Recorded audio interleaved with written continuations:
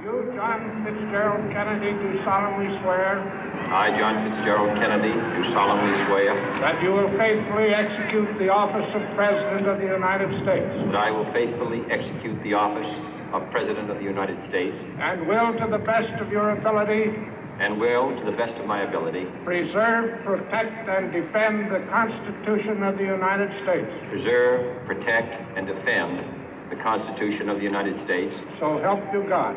So help me God.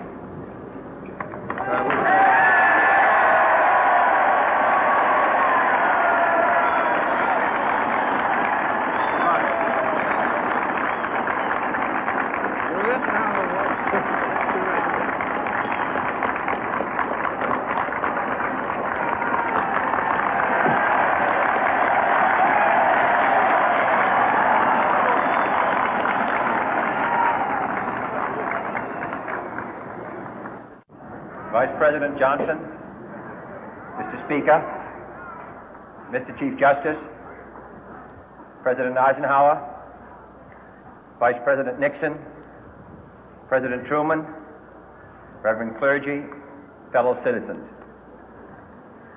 We observe today not a victory of party, but a celebration of freedom, symbolizing an end as well as a beginning, signifying renewal as well as change. For I have sworn before you and Almighty God the same solemn oath our forebears prescribed nearly a century and 3/4 ago.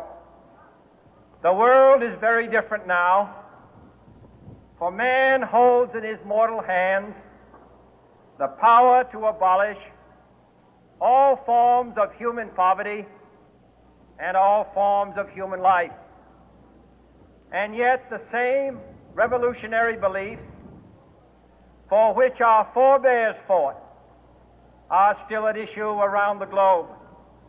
The belief that the rights of man come not from the generosity of the state, but from the hand of God. We dare not forget today that we are the heirs of that first revolution. Let the word go forth from this time and place to friend and foe alike that the torch has been passed to a new generation of Americans born in this century, tempered by war, disciplined by a hard and bitter peace, proud of our ancient heritage, and unwilling to witness or permit the slow undoing of those human rights to which this nation has always been committed and to which we are committed today at home and around the world.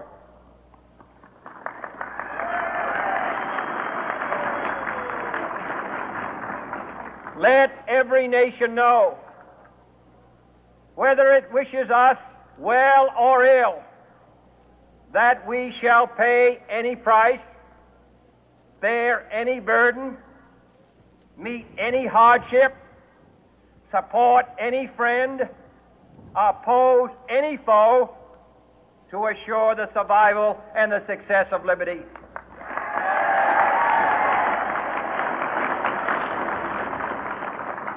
This much we pledge and more.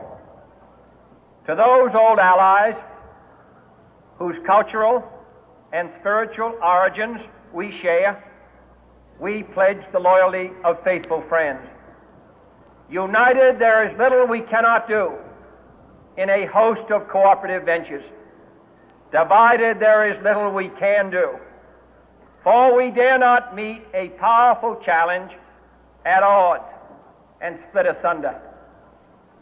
To those new states whom we welcome to the ranks of the free, we pledge our word that one form of colonial control shall not have passed away, merely to be replaced by a far more iron tyranny.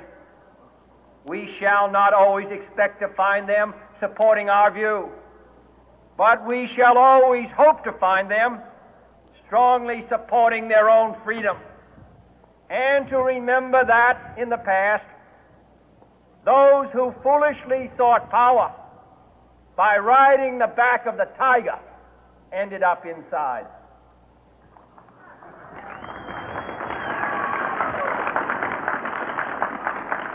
To those people in the huts and villages of half the globe struggling to break the bonds of mass misery, we pledge our best efforts to help them help themselves for whatever period is required, not because the communists may be doing it, not because we seek their votes, but because it is right. If a free society cannot help the many who are poor, it cannot save the few who are rich.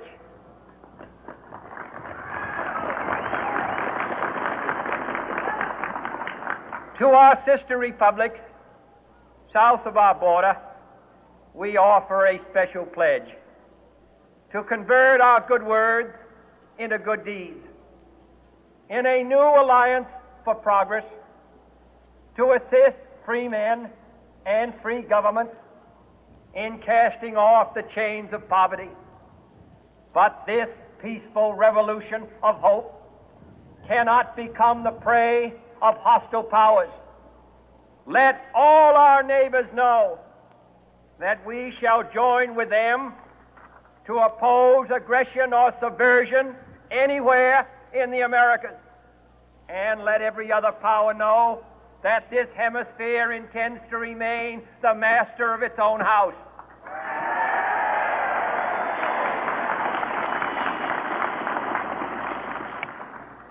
To that World Assembly of Sovereign States, the United Nations, our last